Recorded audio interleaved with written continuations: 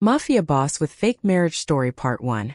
Sometimes the safest promise you can make is the one you never intended to keep. Emily Carter never imagined that a delayed subway ride would change the rest of her life. At 28, she lived in a tiny apartment in Brooklyn, worked long shifts restoring antique books inside a quiet Manhattan library, and believed ordinary people survived by avoiding extraordinary problems. She had never wanted wealth, fame, or danger. She only wanted enough peace to call her mother every Sunday and enough money to keep the lights on. That simple life shattered on a rainy Thursday evening, when she accidentally picked up the wrong leather folder, after leaving a coffee shop near Bryant Park. She noticed the mistake only after arriving home. Inside wasn't paperwork for a publishing company as she expected, but photographs, contracts, and a handwritten list of names with several crossed out in black ink. Before she could understand what she was looking at, someone knocked on her apartment door. 3 slow knocks. Silence. Then 3 more. Through the peephole she saw a man in an expensive charcoal suit standing perfectly still. He wasn't threatening. He wasn't impatient. Somehow that frightened her even more. "Miss Carter," he called calmly. "Mr. Dominic Moretti would like to retrieve something that belongs to him." She had heard that last name before. Every New Yorker had. Officially, Dominic Moretti owned luxury hotels, shipping companies, and real estate across the East Coast. Unofficially, rumors followed him everywhere. Some called him a businessman. Others whispered a different word when they thought no one could hear. Mafia. Emily considered pretending not to be home, but another voice behind the first man quietly said, "He already knows you're inside." Her heart pounded as she opened the door a few inches. The man outside smiled politely. "Please don't be afraid. Mr. Moretti prefers conversations over misunderstandings." 20 minutes later, a black SUV carried Emily through Manhattan beneath glittering skyscrapers until it stopped outside a penthouse overlooking Central Park. Dominic Moretti stood beside a floor-to-ceiling window wearing a perfectly tailored navy suit. He looked younger than the newspaper suggested, perhaps 36, with calm gray eyes that studied every detail before speaking. He thanked her for protecting the folder instead of accusing her of stealing it. Emily handed it over immediately, expecting to leave. Instead, Dominic opened the folder, frowned, and realized one document was missing. Emily insisted she had never seen another page. He believed her almost instantly, which surprised everyone else in the room. "Someone removed it before the folder reached you," he said quietly. "And whoever did that wants me to think you have it." Emily's stomach tightened. "I don't even know you." "That," Dominic replied, "is exactly why you're now involved." He explained that the missing page contained evidence capable of destroying a decades-old alliance between several powerful families. If his enemies believed Emily possessed it, she would become the easiest target in the city. Emily demanded to call the police, but Dominic simply placed a newspaper on the table. The front page already displayed a blurry photograph of her leaving the coffee shop with the folder in her hands. Someone had leaked the image less than 2 hours earlier. Her ordinary life had disappeared before she even understood the game. Dominic offered only one solution. "If they believe you're connected to me, they'll chase you. If they believe you're my wife, they'll think twice before making a move." Emily laughed in disbelief until she realized no one else in the room was smiling. Dominic stepped closer, his voice calm but sincere. "I'm asking for a fake marriage. 6 months. Public appearances only. I'll protect your family, your future. And when it's over, you'll walk away with enough money to start any life you want." Emily wanted to refuse immediately. Every instinct told her to run. Yet when her phone suddenly buzzed with an anonymous message reading, "We know where your mother lives," she slowly looked back at Dominic, realizing the decision had already been made for her. Emily barely slept that night. Every shadow outside her apartment window looked like someone watching. Every passing car sounded like a warning. By sunrise, 2 discreet security vehicles were parked across the street, and a woman introducing herself as Olivia, Dominic Moretti's personal assistant, arrived carrying garment bags and a neatly organized schedule. "The engagement announcement is in 48 hours, she said matter-of-factly. "Until then, you'll be staying at the Moretti estate." Emily wanted to protest, but another anonymous message appeared on her phone before she could speak. This one contained nothing but a recent photograph of her mother walking into the grocery store near her home in Connecticut. No caption. No threat. I didn't need one. The message was clear enough. During the drive to the estate, Olivia calmly explained that the public already believed Emily and Dominic had been dating privately for months. Carefully edited photographs had begun appearing online overnight, showing them supposedly attending charity galas, art exhibitions, and exclusive restaurants together. Every image looked astonishingly real. Emily stared at them in disbelief. These never happened. Olivia nodded. No. But people usually believe what they see more than what they hear. The estate itself resembled a luxury resort more than a private residence. Marble floors reflected sunlight pouring through enormous windows, while priceless artwork lined silent hallways. Yet despite the elegance, Emily noticed something unexpected. The staff smiled naturally around Dominic. They weren't terrified of him. They respected him. When Dominic entered the breakfast room, dressed casually for the first time in a simple white shirt with rolled sleeves, he looked less like the powerful figure described in newspapers, and more like someone carrying responsibilities that never ended. I know this isn't the life you wanted, he said while pouring coffee. It isn't the life I wanted either. Emily folded her arms. Then why not tell the truth?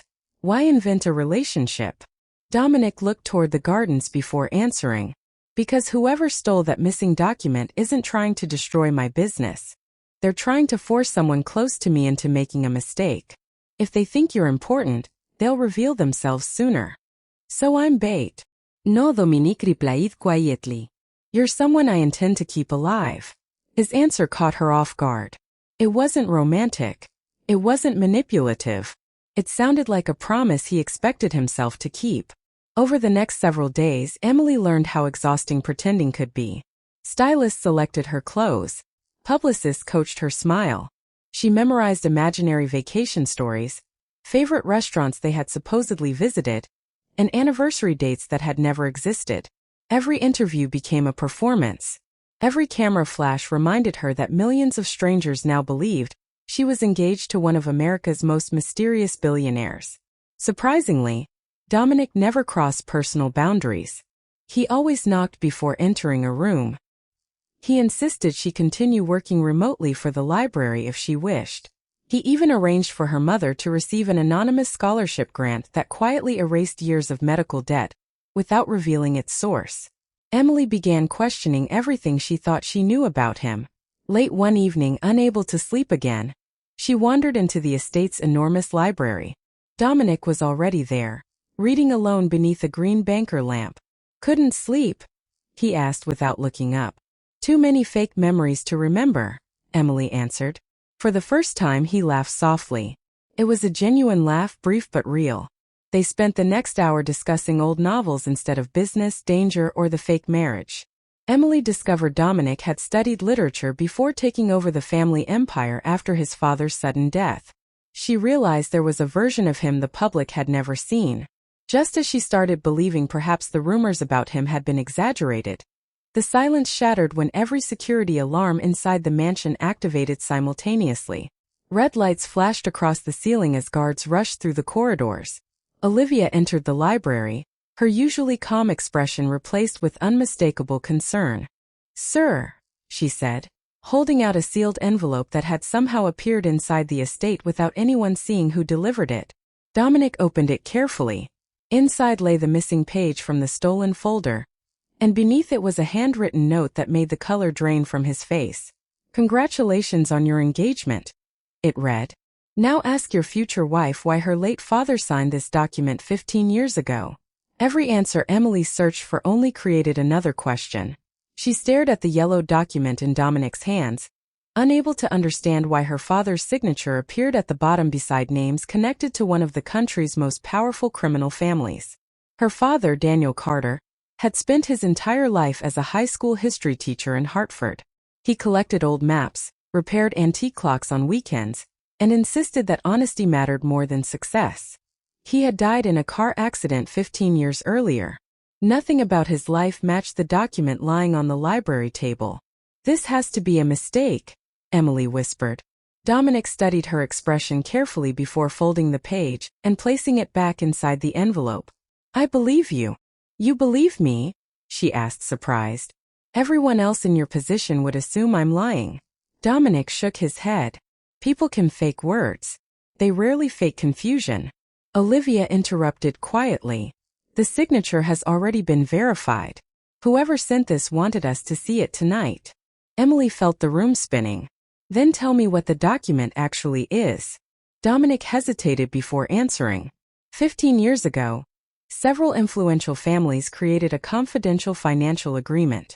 It wasn't illegal on its face, but if the complete file became public, reputations worth billions would collapse. Your father's signature means he witnessed part of the agreement. He wasn't a lawyer. No, Dominic replied. Which is exactly why this makes no sense. That night Emily couldn't stop thinking about childhood memories. She remembered her father locking one small wooden box inside his office every evening. He never allowed anyone to open it, joking that every family deserved one mystery. After his funeral, the box had disappeared before anyone sorted through his belongings. At the time, her mother assumed it had been misplaced during the move. Now Emily wondered whether someone had taken it deliberately. The following morning Dominic canceled every public appearance. Instead, he suggested they drive to Hartford without informing anyone outside his closest security team. If Emily's father had left something behind, they needed to find it before whoever was manipulating them arrived first. Emily expected an armored convoy. Instead, Dominic insisted on traveling in a single ordinary SUV. The less attention we attract today, the better, he explained. During the 3-hour drive, conversation came naturally for the first time. Emily asked why he had taken over the Moretti Empire instead of walking away from it. Dominic admitted he had tried. At 22, he wanted to become an architect in Chicago. Then his father suffered a fatal heart attack, leaving thousands of employees, legitimate businesses, and countless responsibilities resting on his shoulders. People assume power gives you choices, he said while watching the highway stretch ahead. Sometimes it takes them away. Emily looked out the window, realizing they had both spent years living lives chosen by circumstances rather than desire. When they reached Hartford, Emily's mother greeted them warmly, believing Dominic was simply her daughter's fiancé. She was delighted to finally meet him in person. Dominic played the role effortlessly, carrying groceries inside, fixing a loose porch step, and listening patiently as Emily's mother shared embarrassing childhood stories. Watching him laugh with her mother made Emily uncomfortable for reasons she couldn't explain. The fake relationship felt less fake every passing day. Later that afternoon, Emily quietly searched the attic where her father's belongings had been stored for years. Dust-covered old boxes filled with photographs, report cards, and holiday decorations. Hours passed with nothing unusual until she noticed one loose floorboard beneath an antique desk. Hidden underneath rested a small brass key wrapped inside faded blue fabric. No note, no explanation, just the key. Emily rushed downstairs and showed Dominic. Before either of them could speculate what it unlocked, her mother casually smiled and said something that froze them both. Your father always said that key opened the safest place in New York. He told me if anyone ever came asking about it, I should pretend I had never seen it. Dominic and Emily exchanged silent glances. Neither of them had mentioned New York, the document, or the missing agreement. Somehow, 15 years before his death, Daniel Carter had already known someone would eventually come looking for that key.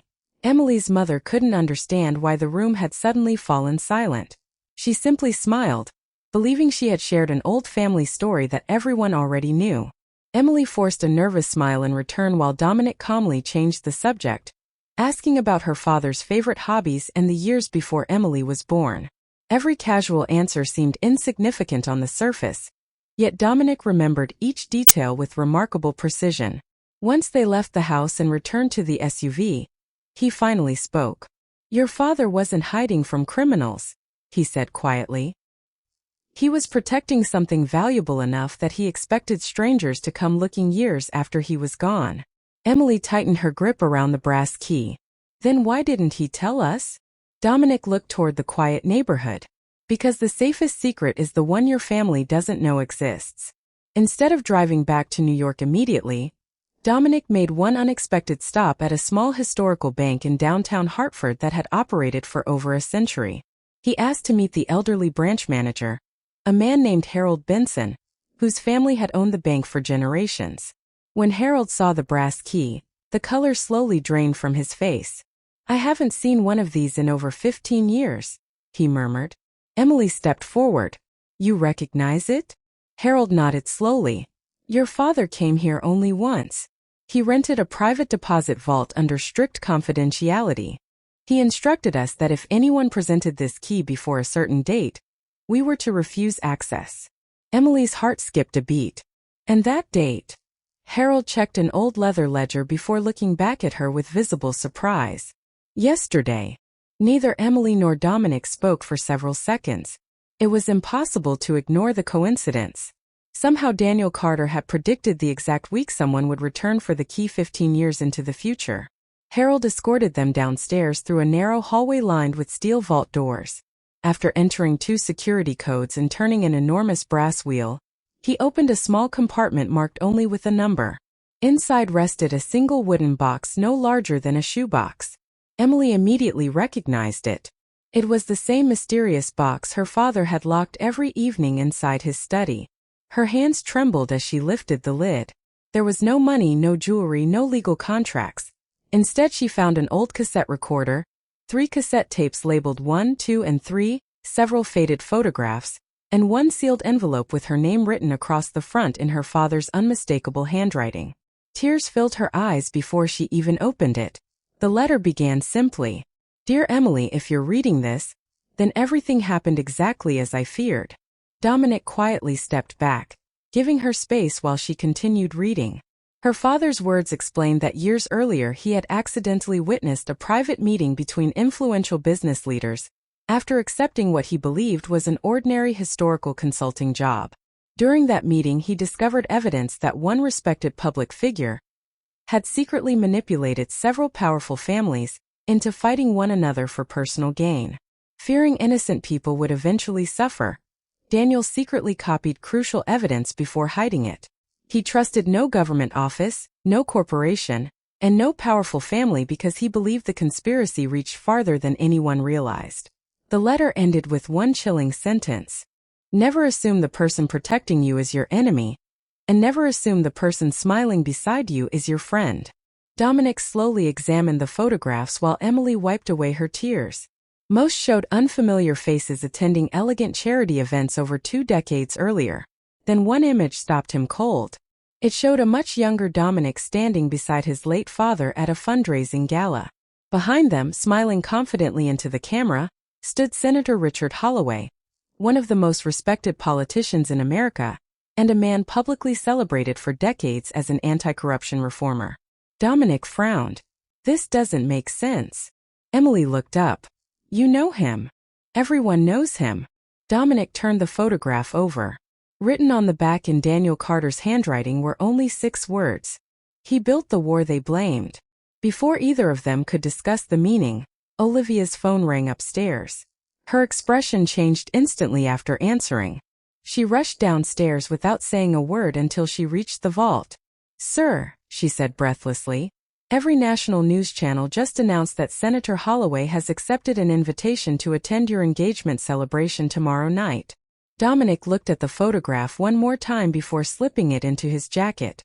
For the first time since Emily had met him, genuine concern crossed his face. "He wasn't invited," Dominic whispered. "He's coming because he knows we opened the box." The engagement celebration transformed the Moretti estate into one of the most exclusive events New York had seen in years.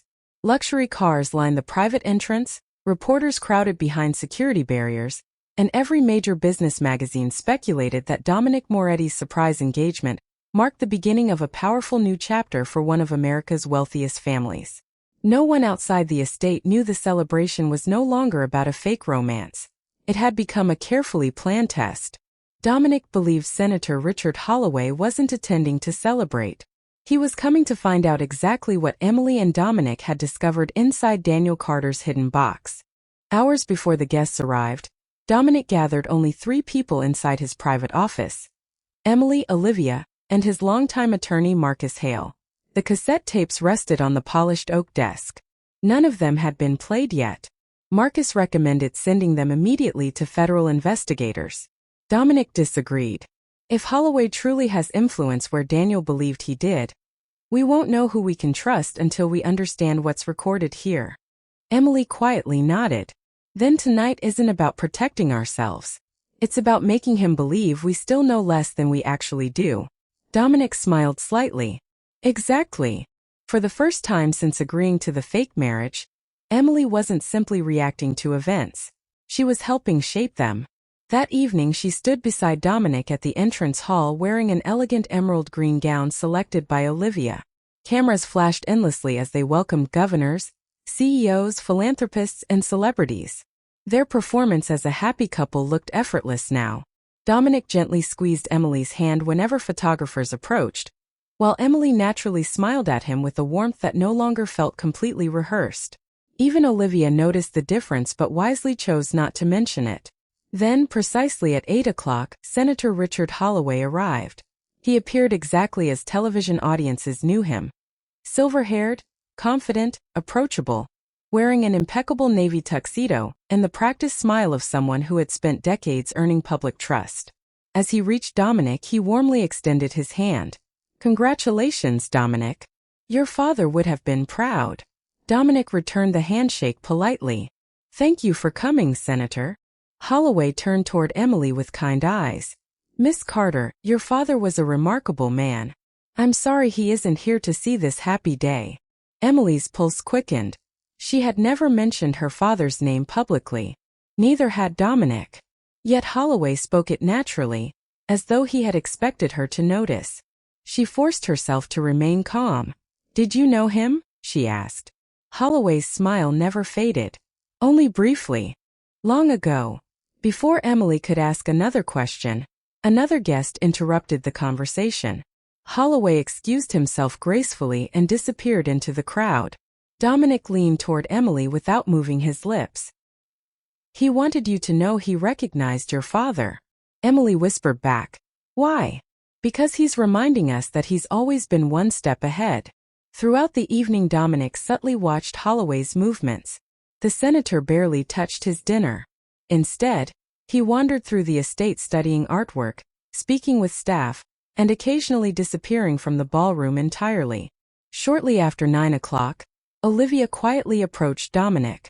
The senator just entered the West Library alone. Dominic looked at Emily. "Stay with the guests." Emily shook her head. "No. Whatever he's looking for started with my father. I'm coming." They reached the library moments later. Holloway stood calmly before an antique bookshelf with his hands folded behind his back, admiring a first edition of The Count of Monte Cristo. He turned as though he had expected them. "Wonderful novel," he remarked. "A story about secrets, revenge, and mistaken identities." Dominic crossed his arms. "Were you looking for something?" Holloway smiled. "Actually, I was wondering whether Daniel Carter left anything for you besides memories." The room fell silent. Emily stepped forward. "You knew my father much better than you admitted." Holloway sighed softly. "Daniel was an honest man. Honest people often mistake truth for safety." "What does that mean?" Emily demanded. Instead of answering directly, Holloway reached into his jacket and placed an old black and white photograph on the table. It showed Daniel Carter standing beside a younger Richard Holloway outside a courthouse nearly 20 years earlier. On the back was a handwritten sentence that made Emily's hands tremble. Asterisk, "If anything happens to me, Richard promised to protect my family." Asterisk. Emily slowly looked up, unable to hide her confusion. "My father trusted you." Holloway's expression turned unexpectedly sad. "He did." He paused before adding the words that changed everything once again. "And that's the greatest regret of my entire life." Richard Holloway's final sentence lingered in the library long after the music from the ballroom drifted back through the open doorway. Emily searched his face for anger, guilt, or deception, but found only exhaustion. It was the expression of a man who had carried the same burden for decades. Dominic broke the silence first. "You expect us to believe you're the victim?" Holloway slowly shook his head. "No. I expect you to understand that I survived long enough to regret every decision I made." Emily looked down at the old photograph again. Her father's handwriting was unmistakable. If Daniel Carter had truly trusted Richard Holloway, then somewhere between that photograph and the present, everything had changed. "Tell us what happened," she demanded. Holloway glanced toward the crowded ballroom before answering. "Not here." Dominic's security instincts immediately rejected the idea. "You're asking us to walk into a private conversation after spending weeks manipulating us." Holloway gave a faint smile. "Actually, Dominic, someone else has been manipulating all three of us." Those words caught Dominic off guard. Before he could respond, Olivia entered the library carrying a tablet. "Sir, we've found something unusual." She placed the screen on the table. Security footage from the previous evening showed a maintenance contractor entering the estate with proper credentials. His face remained hidden beneath a baseball cap, but after installing what appeared to be a routine internet router, he never left the building through any monitored exit. Dominic immediately ordered a complete search of the estate. Every security team spread through the mansion while guests remained unaware that anything had changed. 15 minutes later, the contractor was nowhere to be found. The only thing left behind was the newly installed device concealed inside a utility closet. Marcus disconnected it carefully before examining the hardware. "This isn't a router," he said quietly. "It's an encrypted relay." Olivia frowned. "Meaning?" Marcus looked at Dominic. "Someone has been listening to every conversation inside this house since yesterday morning." Emily felt a chill run through her body. That meant whoever planted the device could have heard discussions about the hidden key, the vault, Daniel's letter, and the cassette tapes. Dominic's expression hardened, though his voice remained calm. "Seal every entrance. Nobody leaves until every guest has been verified." Holloway immediately raised his hand. "Don't." Dominic turned sharply toward him. "Excuse me. If you lock down the estate now, the real architect wins. He expects you to panic." Emily stared at Holloway. "You keep saying he. Who are you talking about?" Holloway looked directly into her eyes. "A man your father never managed to identify by name. He only knew one thing about him." "Which was?" "Everyone who worked with him called him the chairman." Dominic exchanged a glance with Marcus. Neither had ever heard the name before, and that alone was disturbing. Over decades, Dominic had learned the identities of nearly every influential figure, operating in the shadows of politics, finance, and organized crime. Yet this name meant nothing. Holloway continued. "The chairman never appeared in public. He never signed documents. He never gave interviews. He simply convinced ambitious people to destroy one another, while he quietly collected the rewards." Emily slowly pieced everything together. "My father witnessed one of those meetings." Holloway nodded. "Yes. Daniel wasn't supposed to survive knowing what he heard. But instead of eliminating him, someone made a different decision. They believed fear would keep him silent." Dominic folded his arms. "Then why did Daniel hide evidence instead of exposing it?" Holloway answered without hesitation. "Because he realized the conspiracy reached far beyond criminals. It had judges, executives, media owners, and elected officials protecting it. He knew releasing incomplete evidence would only make his family the next target." Just then Olivia's phone vibrated again. She looked at the screen, and her expression instantly changed. "Sir," she whispered. "The tapes." Dominic frowned. "What about them?" Olivia swallowed. "The safe in your office is open." Everyone rushed upstairs. The vault door showed no signs of forced entry. Inside, the wooden box remained exactly where Dominic had left it. The photographs were untouched. Daniel's letter was untouched. But the 3 cassette tapes had disappeared. Resting in their place was a single white envelope addressed to Emily. With trembling hands she opened it. Inside was one handwritten sentence. "Your father made copies because he knew I would take the originals." Beneath the message was a subway locker key and an address in Lower Manhattan, followed by a time written in black ink. "Tomorrow, 9 a.m. Come alone if you want to hear your father's voice." Asterisk asterisk. The white envelope remained in Emily's hands long after everyone else stopped speaking. The message was written with careful, deliberate handwriting, almost elegant in its simplicity. Whoever had taken the tapes hadn't rushed. They had entered the most secure room in the Moretti estate, bypassed every lock without leaving a trace, removed only the recordings, and left behind an invitation instead of a threat. Dominic read the note twice before looking at Emily. "You're not going alone." Emily folded the paper carefully. "The message says I have to." "That's exactly why you won't." Marcus agreed immediately. "It's almost certainly a trap." Holloway, however, remained unusually quiet. Finally he spoke. "It's more complicated than that." Everyone turned toward him. "The chairman never forces impossible choices," Holloway explained. "He offers choices that reveal who you trust. If Emily arrives surrounded by security, he'll disappear. If she arrives alone, he'll already know she isn't truly alone." Dominic frowned. Meaning he'll expect you to protect her from a distance." Olivia leaned over the estate's digital map. "Then we don't protect her from a distance." She tapped the subway layout beneath Lower Manhattan. "We control everything before she arrives." For the next 12 hours, the mansion transformed into a command center. Security teams studied blueprints of every tunnel connected to the station. Marcus quietly obtained temporary access to nearby buildings overlooking the entrance. Olivia coordinated surveillance without involving local law enforcement. Dominic barely slept, reviewing every possible outcome. Emily noticed something different about him that night. He wasn't acting like a businessman protecting an agreement anymore. He looked like a man afraid of losing someone important.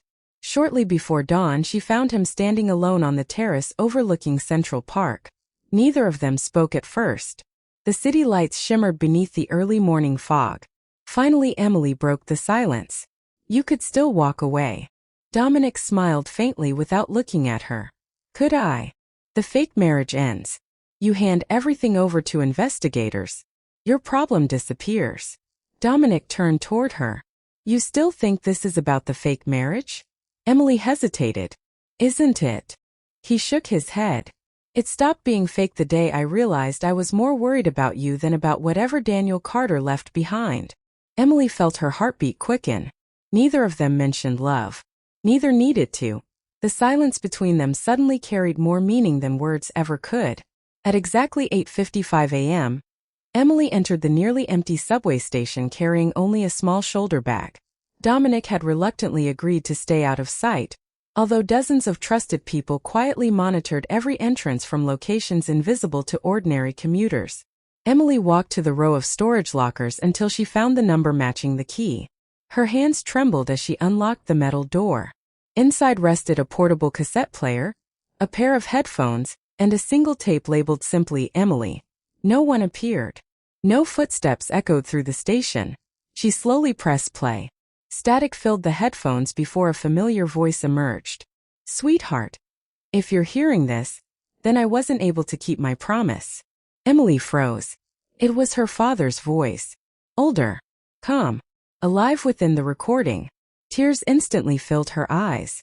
"I wish I could explain everything face to face, but that would mean I failed to protect you. If Dominic Moretti is standing beside you today, then trust him. If Richard Holloway is helping you, forgive him. Neither man is your enemy." Emily struggled to breathe as the recording continued. "The real danger isn't the people you've been taught to fear. It's the person you've never been encouraged to notice." Suddenly the tape stopped. Not because it had ended, but because someone standing beside Emily calmly pressed the stop button. She turned in shock. An elderly janitor wearing a faded transit uniform smiled politely as he removed the headphones from her hands. His eyes were sharp, intelligent, completely at odds with his humble appearance. "Daniel always did enjoy dramatic messages," the old man said with a quiet laugh. Emily instinctively stepped backward. "Who are you?" The janitor looked almost amused by the question. "I've had many names over the years." He paused before extending a weathered hand as though introducing himself at a business meeting. "But I believe you're looking for the chairman." Before Emily could react, every surveillance monitor inside Dominic's mobile command vehicle simultaneously went black. Olivia stared in disbelief as one by one every camera feed disappeared from the screens. Marcus immediately checked the encrypted communication network. Nothing. Complete silence. Dominic looked toward the station entrance just as his secure phone vibrated. A single text message appeared from an unknown number. "Don't worry. Emily is perfectly safe. Because she's exactly where I wanted her to be. Asterisk asterisk.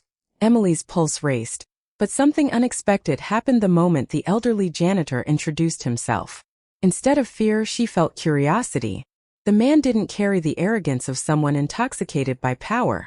He carried the calm confidence of someone who had spent decades staying invisible. Around them, commuters continued walking through the station completely unaware that history was unfolding only a few feet away. The chairman gestured toward a nearby bench. "Sit with me for 5 minutes, Emily. If you still believe I'm your enemy afterward, you can walk away." Emily glanced around instinctively, hoping to spot Dominic's security team, but every familiar face had vanished. Either they had been diverted, or someone had anticipated every move before it happened. Slowly, she sat down, keeping several feet between herself and the old man. He smiled. "Your father would be proud. He always kept a safe distance from strangers." Emily's voice remained steady despite the tension. "You knew him. Better than anyone realized. Then why did he spend 15 years hiding from you?" The chairman chuckled softly. "Because he wasn't hiding from me. He was hiding from the people who wanted him to believe I was the villain." Before Emily could respond, the old man reached into his worn canvas bag and carefully removed another cassette recorder. Unlike the stolen tapes, this one looked much older. He pressed play. Daniel Carter's voice immediately filled the quiet space between them. "If you're listening beside my daughter, then everything finally unfolded the way we planned." Emily's eyes widened. "Planned?" The chairman simply nodded toward the recorder, encouraging her to keep listening. "Emily," her father's recorded voice continued, "the man sitting beside you is the only person I ever trusted to disappear completely. That's why I chose him to guard the truth after I was gone. If Dominic Moretti reached this point with you, then I was right about him too." Emily stared speechlessly at the elderly man. Nothing made sense anymore. The chairman switched off the recorder before the message continued. "The rest isn't for today," he said. "Not until Dominic hears it with you." Meanwhile, several blocks away, Dominic refused to accept losing contact with Emily. Olivia finally restored one surveillance feed from a private traffic camera overlooking the subway entrance. It captured only a brief image before cutting out again, but it was enough. Emily wasn't struggling. She wasn't running. She was calmly sitting beside the old janitor, listening. Marcus frowned. "If she's not being forced, then..." Dominic finished the sentence. "Then she's hearing something that changes everything." Without waiting for approval, he left the command vehicle and headed toward the station alone. As he entered through the crowded entrance, every communication device on his body suddenly reactivated. Olivia's voice burst through the earpiece. "Dominic!" Every signal just came back online. Marcus added another urgent update. "Background search complete. There has never been a transit employee matching that man's identity. The employment records were created only 3 weeks ago." Dominic quickened his pace. By the time he reached the platform, the bench was empty. Emily stood alone holding the old cassette recorder. The janitor had disappeared as completely as he had appeared. "Where is he?" Dominic asked. Emily slowly handed him the recorder. "He left." Dominic looked around the station. "What did he say?" Emily took a deep breath. "He said my father trusted him." Dominic's expression remained unreadable. "Do you believe him?" Emily hesitated. "I don't know." She paused before adding, "But my father's voice did." As they left the station together, Emily noticed a folded piece of paper tucked beneath the recorder. Neither of them had seen it before. Dominic unfolded it carefully. Inside was a hand-drawn map of the Moretti estate. One room had been circled in red, the abandoned wine cellar sealed beneath the original mansion decades earlier. At the bottom, only one sentence had been written in elegant handwriting. "The final truth was never hidden in Daniel Carter's vault. It has been waiting beneath your own home all along." Dominic looked toward the distant skyline where the estate stood beyond the river. For the first time in years, memories he had buried since childhood began resurfacing. He suddenly remembered his father warning him, when he was only 10 years old, that there was one door in the old mansion that should never be opened, not because something dangerous was inside, but because once it was opened, the Moretti family could never pretend to be innocent again. Dominic slowly folded the map, realizing that the greatest secret in the entire conspiracy had never belonged to Emily's father. It had belonged to his own family from the very beginning. Dominic and Emily returned to the Moretti estate just before sunset. The celebration, the reporters, and the endless stream of luxury cars were gone. The mansion stood in complete silence, as though it had been waiting decades for this exact evening. Only Olivia, Marcus, and Richard Holloway remained. Without wasting time, Dominic showed them the hand-drawn map. Holloway studied it for only a few seconds before quietly closing his eyes. "I hope Daniel was wrong," he admitted. Apparently he wasn't.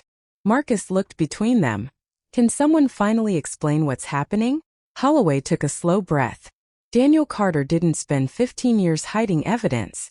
He spent 15 years protecting people from learning where the evidence truly was. Following the map, the group descended beneath the oldest wing of the mansion. Behind a forgotten wine rack, Dominic discovered a rusted steel door hidden inside the stone wall. He suddenly remembered standing there as a little boy while his father gently placed a hand on his shoulder and said, "Some doors protect families. Others protect the truth. Never confuse the two." Dominic inserted an old master key that had remained on his father's keyring since childhood. The lock resisted at first before opening with a heavy metallic click. Inside waited a small underground archive untouched by time. Shelves held boxes filled with journals, photographs, financial ledgers, newspaper clippings, and dozens of cassette tapes carefully labeled by year. In the center of the room rested a projector beside a sealed envelope addressed simply, "To whoever finally chose truth over power." Emily opened the envelope while Dominic inserted the first cassette into the recorder she had carried from the subway. Daniel Carter's familiar voice echoed through the underground chamber. "If you've reached this room, then neither fear nor greed has won. That means there's still hope." Everyone listened in complete silence. Daniel explained that 20 years earlier he had accepted a temporary research assignment, documenting charitable foundations connected to several wealthy families. During that work he accidentally uncovered evidence that someone had been secretly encouraging rival business groups, politicians, and criminal organizations to distrust one another. The chaos created enormous fortunes for people selling protection, influence, and information. But Daniel revealed something no one expected. The chairman was never the architect of that system. His recorded voice continued.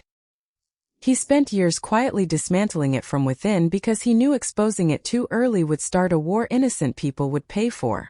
Emily slowly looked toward Holloway. He nodded without speaking. Daniel's recording continued. Richard Holloway agreed to become the public face everyone could blame if necessary. Dominic's father secretly financed legitimate businesses that allowed thousands of families to leave organized crime behind. None of them were perfect men. They simply chose the harder path after making terrible mistakes. Dominic felt his throat tighten. Everything he believed about his father suddenly changed. The man he had admired yet never fully understood had spent the last years of his life trying to end a cycle instead of preserving it. Daniel's voice softened. "Emily, if you're hearing this, remember one thing above everything else. Never inherit someone's enemies. Inherit their courage to end them."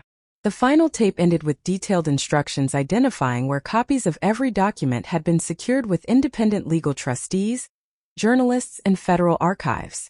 Daniel had designed the system so no single person could suppress the truth again. The conspiracy could no longer survive because it no longer depended on one witness or one family. It depended on facts that would eventually reach everyone. Several months later, investigations quietly began across multiple institutions. Some powerful careers ended. Others survived only because they had chosen reform years before. Dominic voluntarily stepped away from businesses tied to his family's past and expanded the charitable foundation his father had started in secret. Richard Holloway retired from public office, finally free from the burden he had carried for decades. Olivia accepted the role of leading the foundation's new ethics initiative, while Marcus ensured every remaining document reached the proper authorities. As for Emily and Dominic, the 6-month fake marriage quietly reached its official end. Standing together outside the courthouse where they had originally planned to file the paperwork dissolving the agreement, neither of them moved. Emily smiled first. "So, I guess this is where we pretend to say goodbye." Dominic reached into his jacket and removed the original engagement ring she had returned weeks earlier. "I'd rather stop pretending." Emily laughed through happy tears. About time. This time there were no cameras, no reporters, no hidden agendas, and no carefully rehearsed smiles. Only two ordinary people whose lives had been changed by extraordinary secrets. Dominic slipped the ring back onto her finger, not because a contract required it, but because neither of them needed a fake promise anymore. Far away, an elderly man wearing an ordinary transit uniform watched the ceremony from a quiet park bench before folding a newspaper and smiling to himself. The chairman stood, adjusted his worn cap, and disappeared once again into the crowd, satisfied that the final promise he had made to Daniel Carter had finally been kept.